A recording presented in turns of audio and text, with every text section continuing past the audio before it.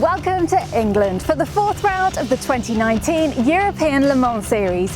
The second part of the season starts here at Silverstone, where it will be the home race for a large part of the field, with Great Britain being the most represented country on the grid. So, who better than an English guide to help us discover the track?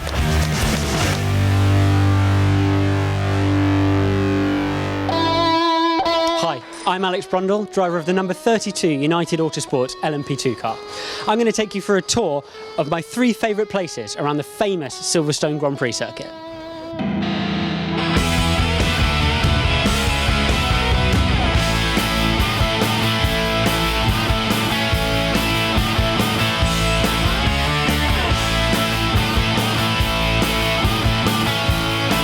My first place is the first corner, certainly one of the fastest first corners in the whole of motorsport. At the start of a race here, it's really a rush for the apex. As the race wears on, it's a place where the driver can really make a difference in the traffic, because the GTs need the whole of the racetrack here and the speed differential is massive. It's really a place you need to avoid mistakes, but you can take massive time out of people on this apex alone.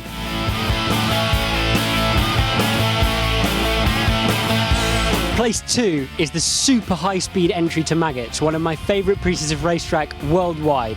Slightly downhill, slightly off camber, you have to be super accurate because there's so much more to do on the entry to Beckett's.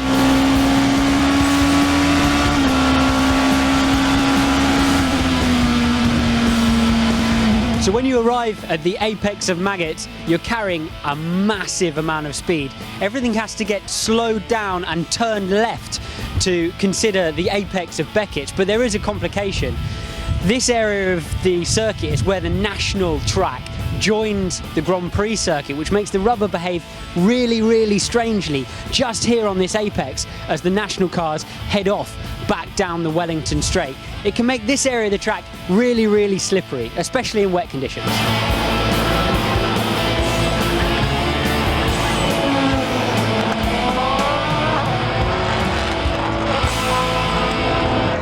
Spot number 3 is the long mid-corner of Stowe. Plenty of confidence on the way in. The track goes uphill a little bit and slightly cambered in, but it all changes through the exit as the track starts to fall away, pushing the front of the car wide.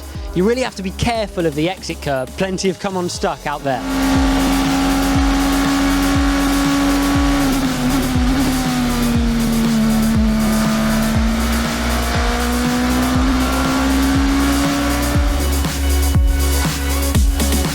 So I really hope you've enjoyed your tour of the home of British motorsport here at Silverstone.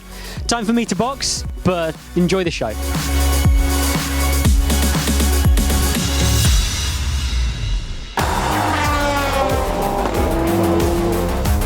In Barcelona, the 51 Lusic Racing Ferrari clinched its second GTE win of the season to take the championship lead. But Silverstone often favours Porsche, so the 77 Dempsey Proton team could easily recover that lost ground here.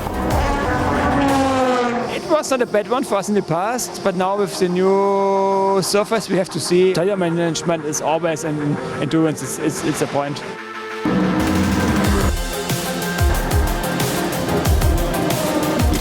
So far the season was quite good for us. We won one race, we had a second podium, and we struggled a bit in Barcelona. But anyway, it's good to be back. It will be a hard weekend doing both WEC and ELMS, but anyway, we will do it. Lying third with 2 second places so far is JMW Motorsport. That's quite an achievement considering the lack of European circuit experience of 2 of its drivers who come from North America. On the first 3 races we did a couple of podiums. We didn't expect a start like this. We are still fighting, probably not for the championship, but we are fighting for the second position. Now we are third at 1 point. Here the first key, yes, for sure that the Porsche is always super fast, and the second point that my teammates doesn't know the circuit. For us is important to make as much more experience in the first 2 practice to be ready for the race.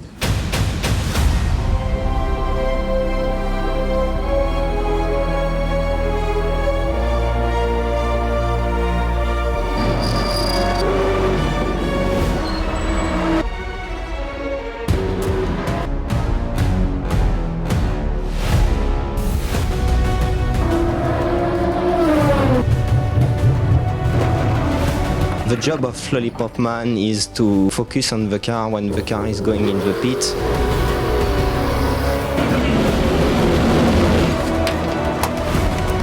That's a huge job because you need to try to be as fast as possible in the best safety position for your mechanics, for you, and also for the driver who go out from the pit. That's kind of big pressure, but when you are doing your job, the pressure just gone. The car just arrived at 60k. Wow, that's fast. And everything after that is just about speed and focus on everything. You can have another car which pit in the same time and park behind or in front of you. You have to be very fast in this decision to minimize the time you lose by parking the car.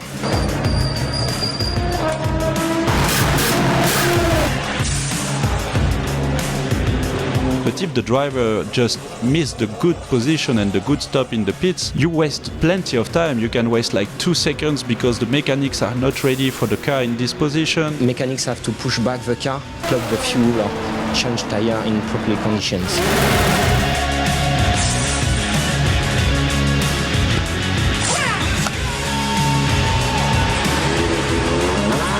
Giving the go, you need to be focused on the mechanics who are doing their job, really close to finish, get prepared the driver to start the engine. You have to be focused on your car and all other one because you are not allowed to reduce the speed of one car passing through the pit lane. You need to have good eyes for that. That's a huge pleasure when everything going well.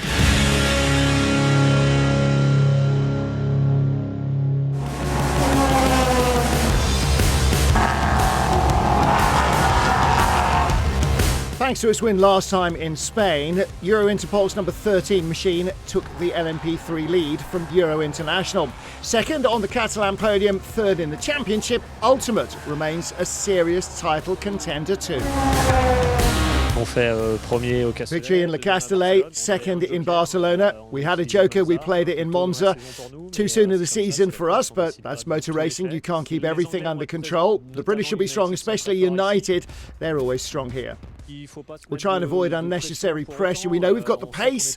We have to show a good average stint performance. We just need to deliver and win races or get on the podium to take the title. Et du moins le plus de podiums pour assurer la tête du championnat.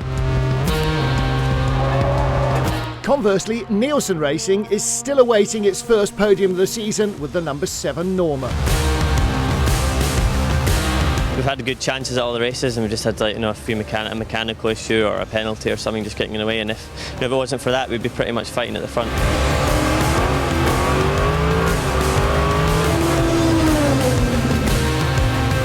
We've done a lot of racing together now. We know each other well and we know each other well. Definitely, we're a little bit low, but we're not actually that many points away from the top. So yeah, strong end to the season. The last 3 rounds, we shouldn't be too far away.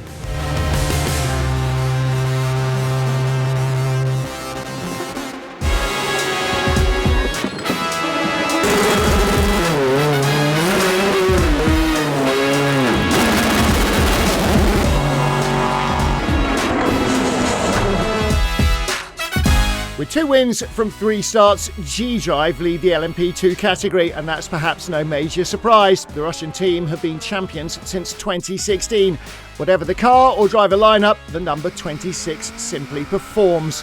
Who better than former partners, now rivals, to understand what makes G-Drive so strong? They're very, very good people there. You start at the top, I think consistency.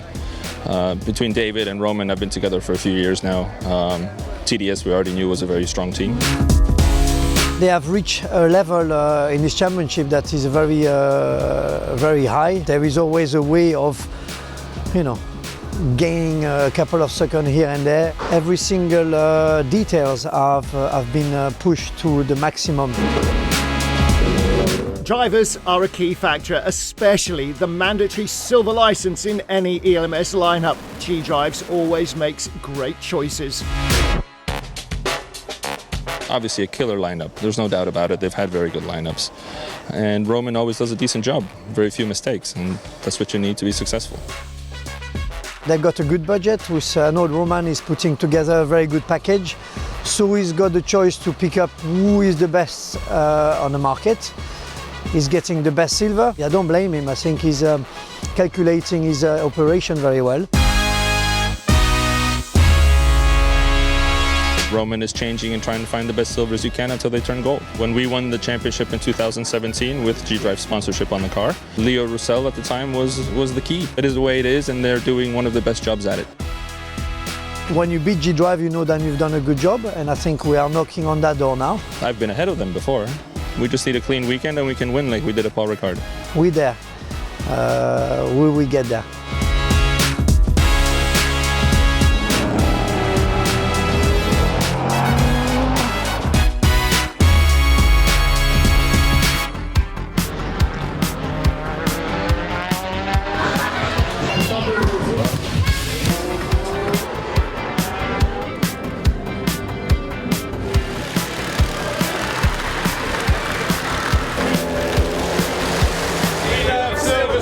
And ELMS.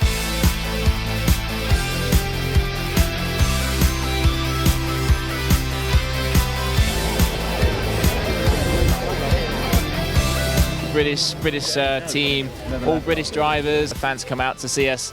This autograph session, yeah, hopefully they're going to be cheering us on. That extra spirit will get us up the grid. The track's like a billiard table this year. The new surface has been great, offer up a lot of grip. We was here a couple of weeks back, and even in the wet, there's a lot of grip out there. So it's going to be a fun race, and these are great cars to drive at this circuit. I'm home. It's so good to be back. It's my first race since I did ELMS here in 2017, and it's fair to say that one went quite well. So hopefully this one goes the same. I'm going to give my best in the race. We're doing Alice in Wonderland at the moment, so yeah. So Abby's just practicing. Obviously, she's only 3, so we need a few more years to get her into a car. But you know, she's getting the hang of it. We're all pretty chilled out, to be honest. It's just a great event, isn't it? I'm really enjoying it. I love racing in England. That's why I started racing in British Formula 3, and I see always the same fans as well as a lot of people. So, you know, it's fantastic to be racing in Silverstone, one of the best tracks in the world. So, it's a good day. Yeah, it feels great. I think there's a little bit more expectation, which can add a bit of pressure, but it's the home track, you know, we've been coming here a long time. Friends, family, some sponsors, lots of guests, so we need to put on a good show.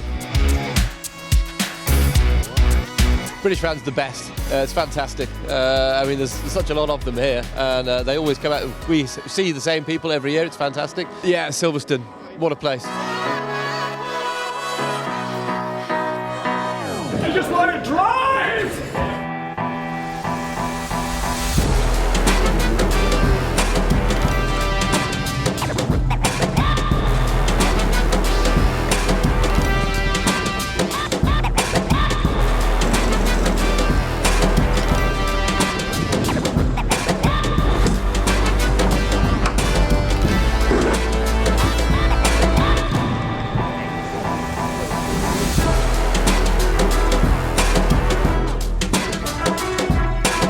We start from pole position, yes. Thanks to Thomas, was incredibly fast during this session. He did an incredible job with this car. So it will be now my job to do a good work. We hope to finish on the podium, and this, I would say, is the goal.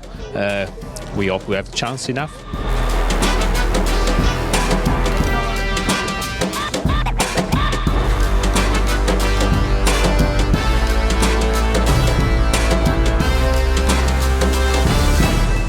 We struggle a bit on the race for different reasons, but we show this year the car is fast, especially on qualifying, but even on the race, as it was at Barcelona after the first stint, we were a leader quite ahead.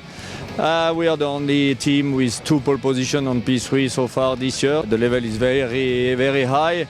All the drivers in the cars are very good, very tough, and this race will be interesting and probably even complicated because the rain is coming.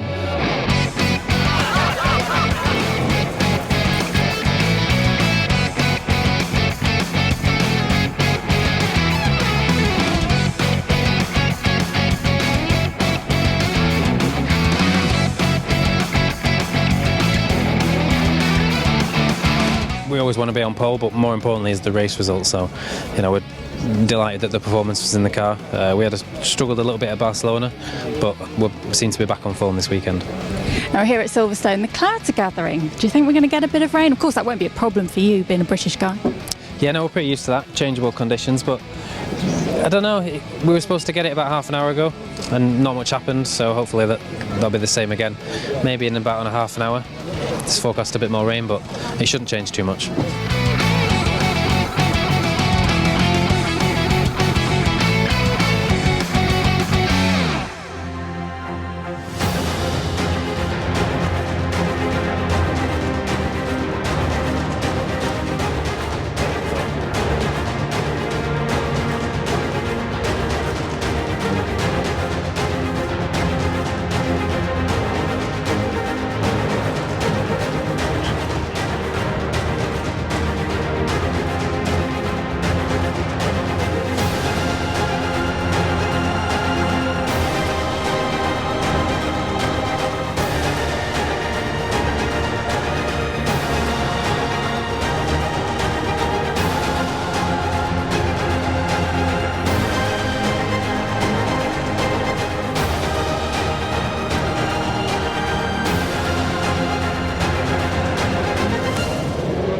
39 cars in 3 classes, ready for the start of round 4 of the European Le Mans Series 2019. We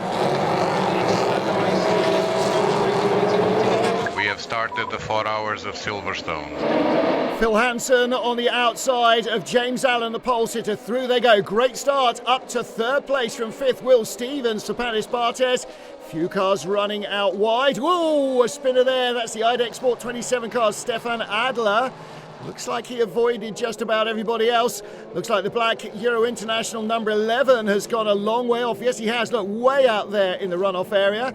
That's Mikkel Jensen, the Dane, joins down the order.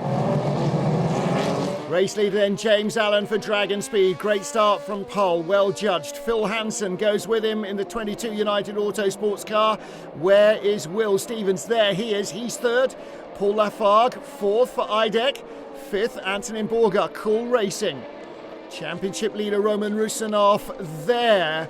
And he is down in 9th place, dropping 3 spots from the grid.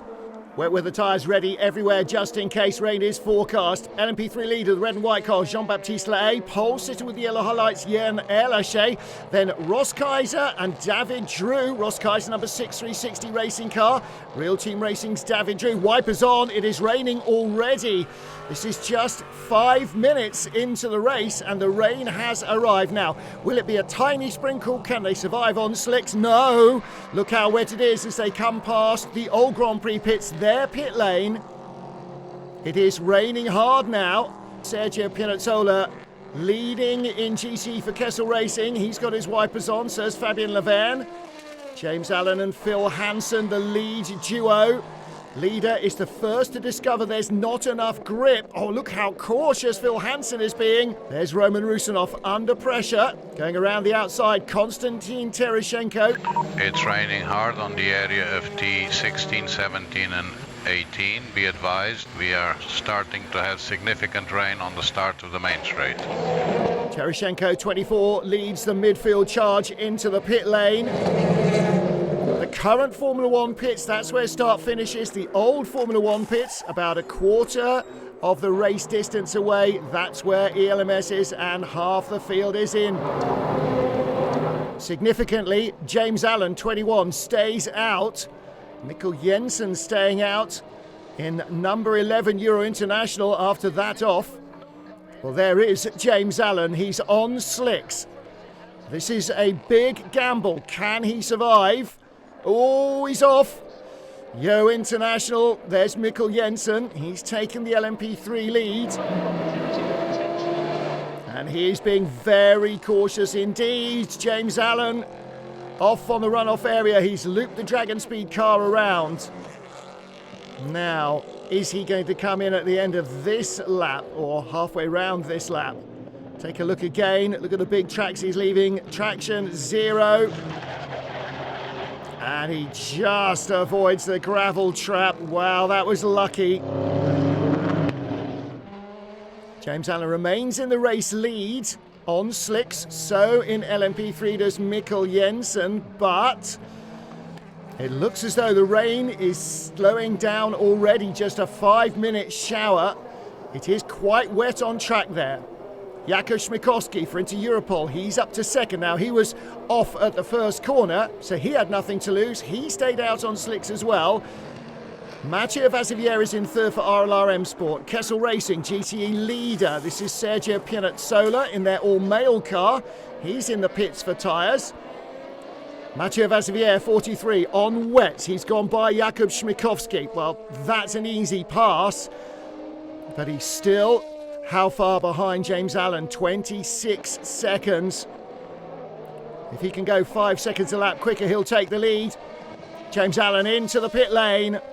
And just before he got passed by Mathieu Vazivière. Vazivière substituting at the last minute for Bruno Senna. Senna racing in the World Endurance Championship with Rebellion. Too much for the start of WEC. It's a spinner at T16. He's now at T18 on the apron. He's coming back on track. Yellow flags removed. Yellow flags reported as the Dempsey Proton 77 car loses traction. Look at the TV screen in the centre, indicating where the cars are, which is coming on which side. It's a great help to the drivers, but it doesn't help with traction. Mikkel Jensen growling out of Luffield and still on slick tyres as he comes back past the pits once more. On board with the G-Drive car, Roman Rusinov staying out. He's got wets on. Jakub Śmiechowski in front has not. This is for 10th. So Śmiechowski was second. Dropped back down the order. Battle here as well in GTE. This is for the lead. Sergio Pianazzola versus Fabien Laverne. Laverne with much more success ballast in the 51 car than any of their rivals.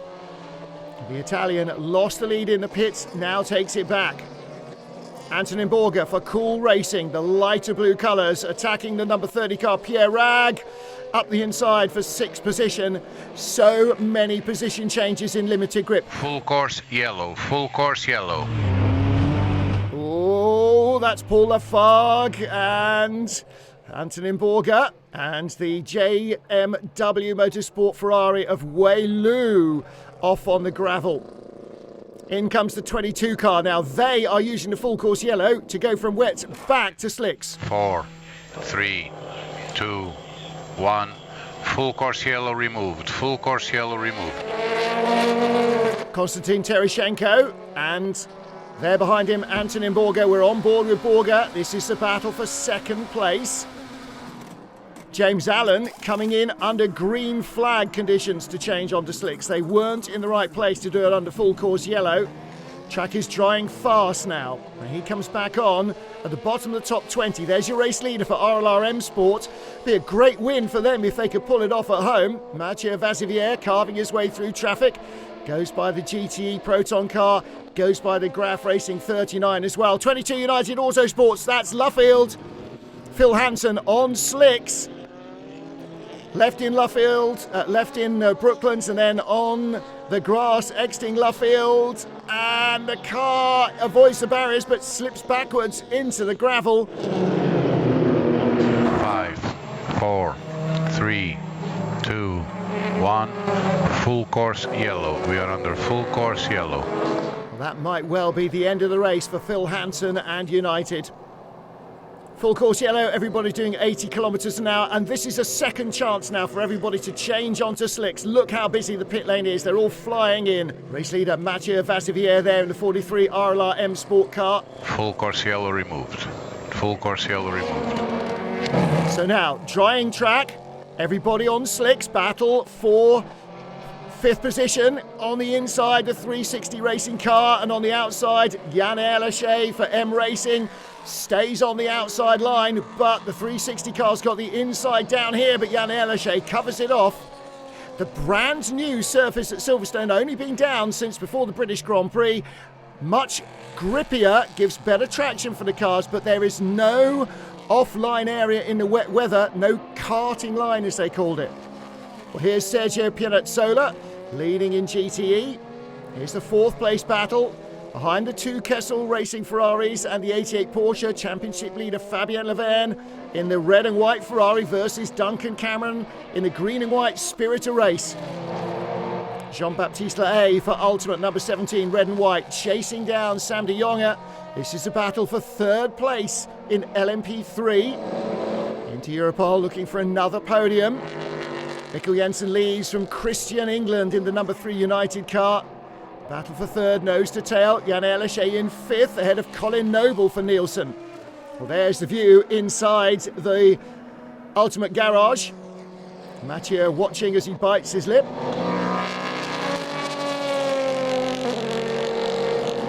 LMP2 battle for 4th place. Alex Cugno, red, white and blue for Graf. Paul Lafargue, red for IDEC Sport, and John Falp in front, the pale blue number 25 Algarve Pro car. So this is 4th, 5th and 6th. The Graf Racing entry looking down the inside. Alex Cugno, that's a very good move. You need a bit of bravery when it's half wet, half dry. He was partly on the line, partly off it. Even hot slicks aren't a guarantee of grip.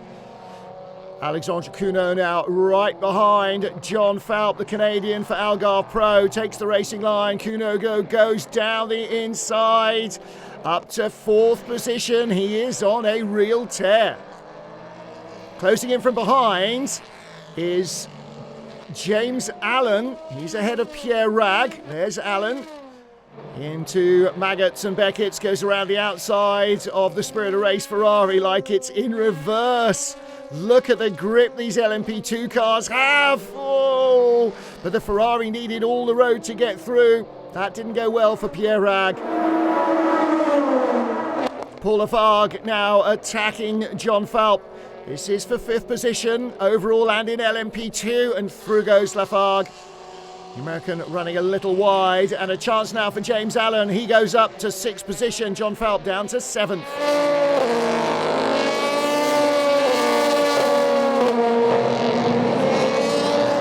77 Porsche having lots of repair work after its high speed off. That was not driver error, it would seem. Wow, that's Damiano Fiovorenti for Oregon. They were having a good run as well in LMP3 until the rain came. Luckily they're just out of the way because the LMP3 leader Mikkel Jensen went in there. Here's Sergio Pianazzola leading GTE. Sister car with Michelle Gatting driving is now only 8 seconds back. Mikkel Jensen running out wide in Copse Corner. Do that too often and you will get a penalty, but the Dane has been mighty impressive. Stayed out in the rain on slicks and is still on slicks. The tyres he started the race with, 36 seconds ahead of 2nd place Colin Noble. Christian Olsen for RLRM Sport nearly a minute back in their number 15 car. Battle for 6th in LMP3. Into Europol, Sam de Jonge being caught by Terence Woodward in a 360 Racing number 6 machine. He's taken over from starting driver Ross Kaiser as the leader is in, Mathieu Vazevière. He is out, hands over to John Ferrano. Let's see how their Canadian gentleman driver will hang on in front.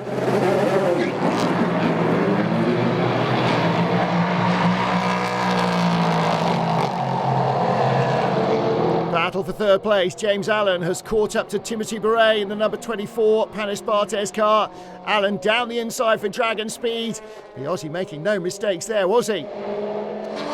Back up into a podium spot after staying out maybe a little too long or maybe a little too short on those slicks in the rain. John Ferrano, the race leader now, under pressure from James Allen. Look how the gaps come down in 4 seconds, from 12 seconds to 12 hundredths.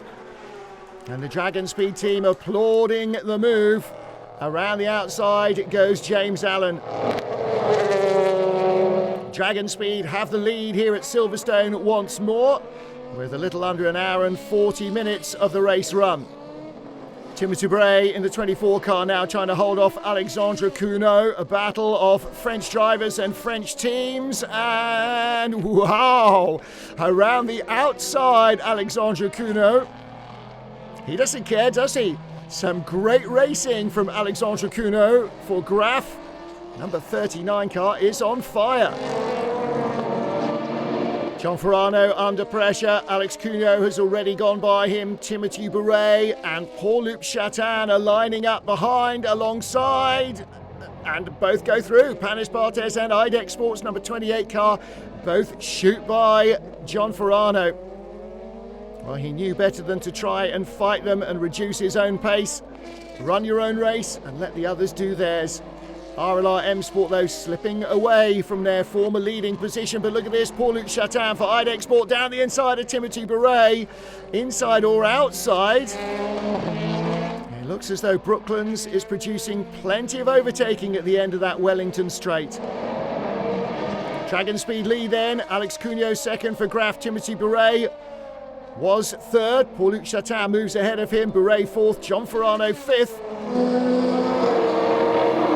Midway, almost in the race, John Farano clinging on from G-Drive's young Dutchman Job van Uitert. This is now the battle for 8th position as they go around the Kessel Racing Ferrari down the hangar straight. The Dutchman perfectly poised. Does he go left? Does he go right? He goes right. Down the inside into Stowe. Job well done by both men. Van Uitert gets the place. Olivier Plat protects his car above all else. Oh, that's trouble at the complex. And that is the Inter-Europol car. I think that's number 14, Sam de Jonge. Looks like number 30. And that is Nicolas Jamin for Duquesne. Yeah, there is Jamin. Gets himself back on terra firma. Looking here, this is the end of the Vale. Door closed. And he couldn't get his nose out of the way as the P3 car turned in. Look, he's smoked up on the inside, nowhere to go. Luckily, everybody else avoided them. Ferrari with 5 of the top 6, only the 88 Proton car breaking up their top 5 domination. Nick Cadet for Kessel ahead of Manuela Gosner in the female crew car. Niklas Nielsen third for Lusic. It's looking like very much a Ferrari circuit in GTE.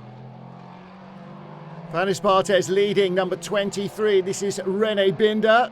Ahead of Duquesne's number 30 car, but Nicolas Jamin, his contact with the LMP3 car being examined by the stewards. Nico Lapierre in third from G-Drive's Job van Uitert. Leader stops. Team converting to a brand new Orica chassis for their number 23 car this weekend. And that's why it's still in bare carbon. Nicolas Jamin behind in the pit lane as well. 2-hour mark. Give or take 30 seconds, we're halfway through the race. Still no clue as to who's going to win this. Job van Uitert now up to second. Nico Lapierre leading for Cool Racing, number 37 car. And G-Drive with a staggered strategy. Russian team back in the game now. Nico Lapierre into the pit lane. Looks like fuel only. Job van Uitert leads for G-Drive. Roman Rusinov, Jean-Eric Verne, the co-drivers. Plenty of success with this Aurus Gibson. Aurus, a luxury limousine manufacturer from Russia. It's underneath the skin, an Orica. Battle for second in GTE. Niklas Nielsen in Lusic's 51 car, all over the back of the Italian lady Manuela Gosner. She's holding her nerve on the inside, but Nielsen using the traffic there that slowed up the Kessel car. Jens Pedersen has taken over number 11 at Euro International, and a handy lead for the LMP3 front runners. Mike Gouache in second place for United in the number 3 car, a minute and a quarter back. Oh, Mike Gouache in the barriers, and that's at the Beckett's S's. That is the number 3 United Autosports car from second place. What happens here? Over the brown maggots, in comes the 24 Panis Barthez car. There's contact, is there? And Gouache high speed off into the barriers. That is a huge shunt. Safety car deployed. Safety car deployed. Well, the American driver, everybody concerned about him. That was a massive shunt at the Beckett's S's. Safety car is out.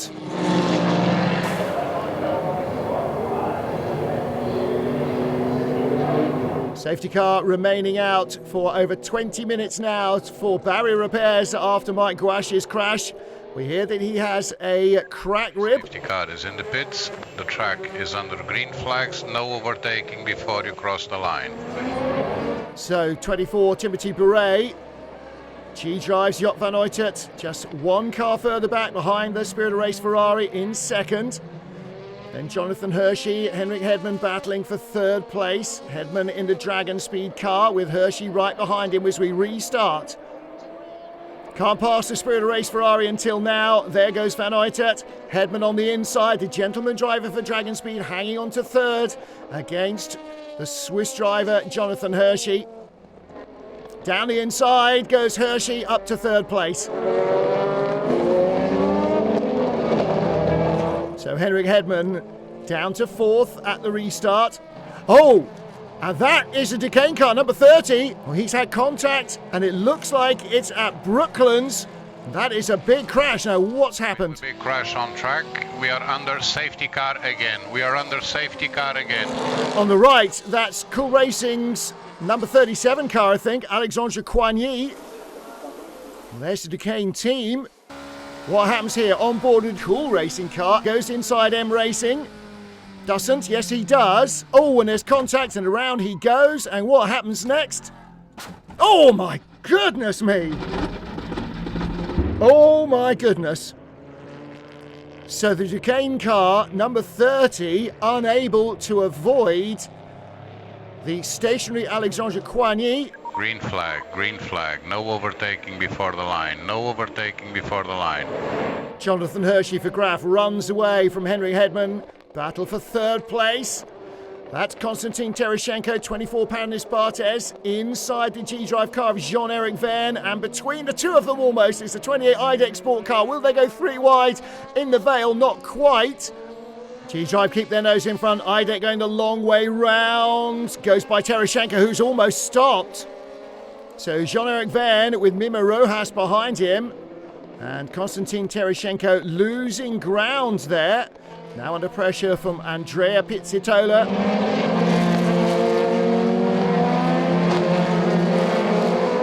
Henrik Hedman under real pressure now from Jean-Eric Verne. The G-Drive car has the line. The Frenchman doesn't care. Knows this track so well from his time in British Formula 3 and everything else he's raced. And he goes through and around the outside. Mimo Rojas looking for third place. G-Driver happy. They're up to second. Rojas up to third. And the pain may not be over for Henrik Hedman. He's in fourth place, but there are a queue of LMP2 cars behind.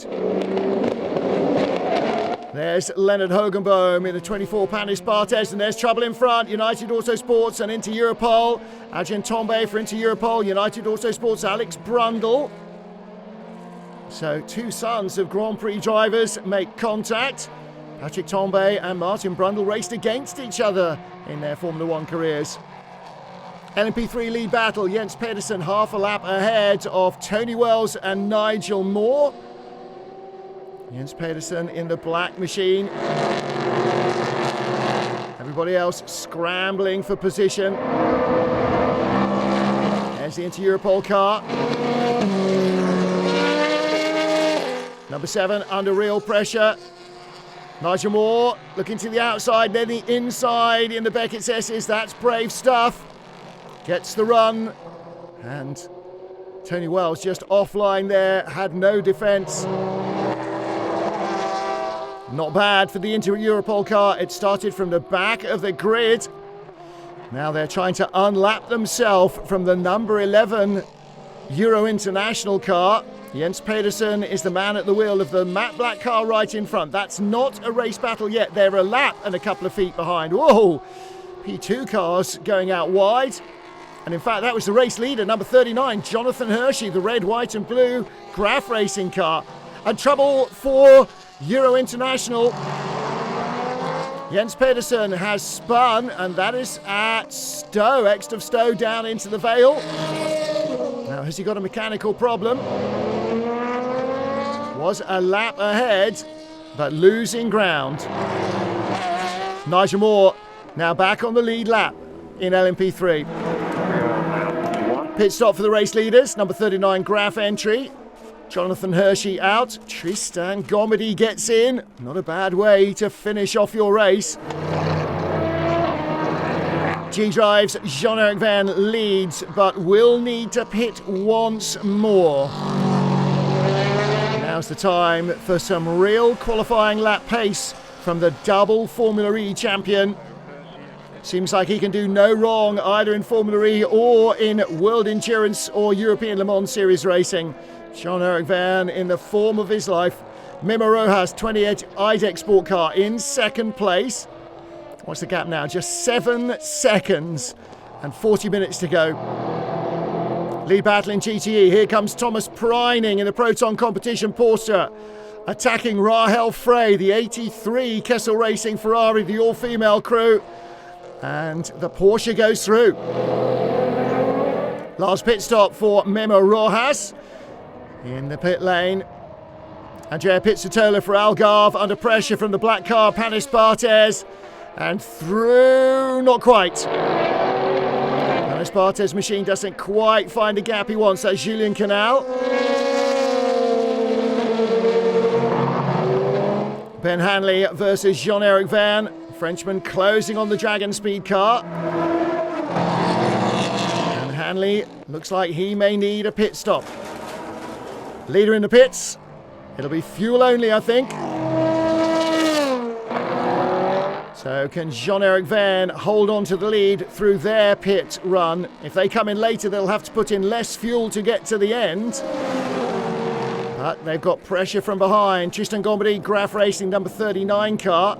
But they've been handed a drive-through for dangerous driving by Jonathan Hershey. So Memo Rojas up into third place potentially. Verne looks solid in the lead. Ferrari battle for third. Giacomo Piccini in the 60 Kessel Racing car. Alessandro Pierguidi for Lusic. Ben Hanley hauling up behind Konstantin Tereshchenko in the 24 Panis Barthez car. Around the outside, is he? Is he? Wow, in the dry. That's a huge move by Ben Hanley. Yes, indeed. Big round of applause. On board with Lusic Racing's Alessandro Pierguidi. 2 years ago, the World Endurance Champion, now looking around the outside of Giacomo Piccini.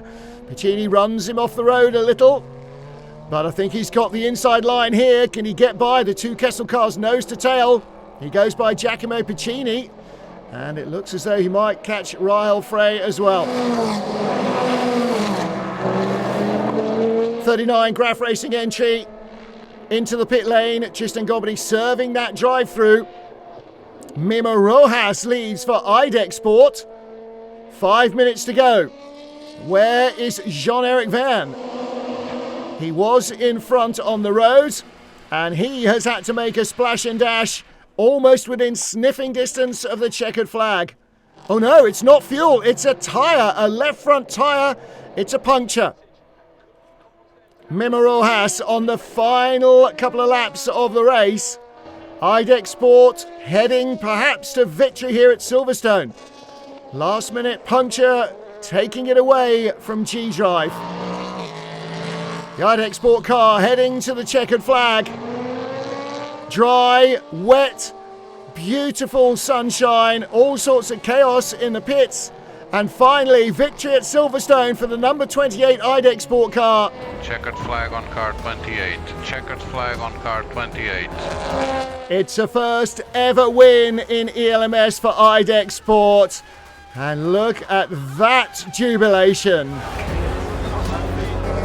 Euro Interpol's Matt Black car first across the line in LMP3, but they've been handed a time penalty for not respecting a black and orange flag. So Inter Europol will be promoted from second to first. Second win in a row for Martin Hipper and Nigel Moore. And in GTE, a sensation. The first time ever for Thomas Preining, Gianluca Giroldi and Ricardo Sanchez together, and they have won at Silverstone in the 88 Proton competition Porsche.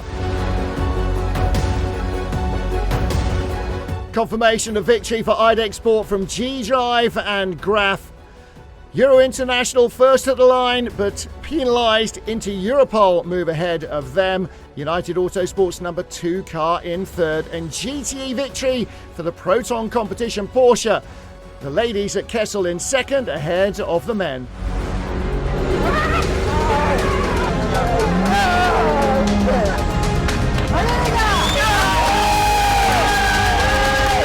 Honestly, I am not surprised because, we've been fighting to win races since last year. For some reason or another, we just hadn't had our day with the strategy, mistakes, etc. And today everything went flawless. The team did an amazing job. My teammates drove amazingly. It was really tricky conditions at the beginning. Paul in the rain, then Paulu with the safety car and the different strategies out there. And we managed to come through, win the race. I'm so happy for my team because it's the first win for IDEC. I'm so proud to be part of this organization. But mixed emotions for the team, no champagne, as a mark of respect to young Frenchman Antoine Hubert, who died earlier in the afternoon at Spa-Francorchamps in a Formula 2 race. Jonathan Hershey, Tristan Gombedy and Alexandre Cuneau finished in third place. Roman Rusinov, Jean-Eric Verne and Joop van Uytert in second. But Paul-Luc Chatin, Paul Lafargue and Memo Rojas are LMP2 winners. Nevertheless, G-Drive retain the championship lead. IDEC reducing the gap to single digits. They're only 9 behind. And Graf in third place ahead of Dragon Speed and Duquesne.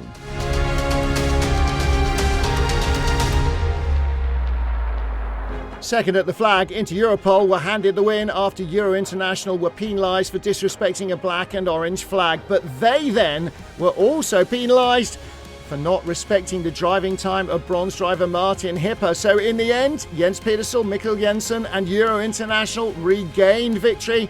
And in third place for the third time in a row, Wayne Boyd, Garrett Grist and Tommy Erdos. Inter Europol's number 13 car remains the championship leader. Their advantage, though, is also in single digits. Euro International only 7 points behind, as the number 2 United Autosports team move up to third place in the standings ahead of Ultimate. LMP3 even tighter than ever after the race at Silverstone.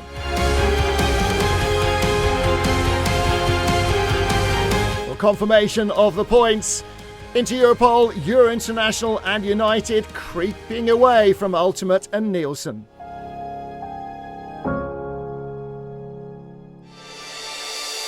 First ever ELMS race, first win for Riccardo Sanchez and his Italian teammate Gianluca Giraldi. A week ago they weren't racing. Saturday at Silverstone they were winners with Thomas Preining their teammate. Found out about the whole thing, I guess, last Wednesday night, so I'm happy this worked out this well. It was a master strategy from our engineers, and the entire team did it all a faultless job, and the car was super fast, so I'm very happy.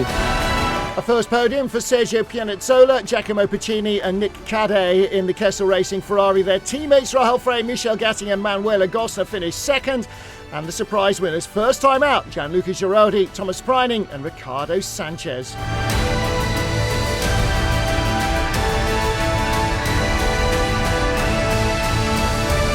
No podium this time out for Lucic Racing, courtesy of their wins and their championship standing. They were carrying more success ballast than anybody else, and in the end, it's told. However, Lucic do retain the championship lead, 11 points ahead of a 3-way tie for second. Yo, check this out.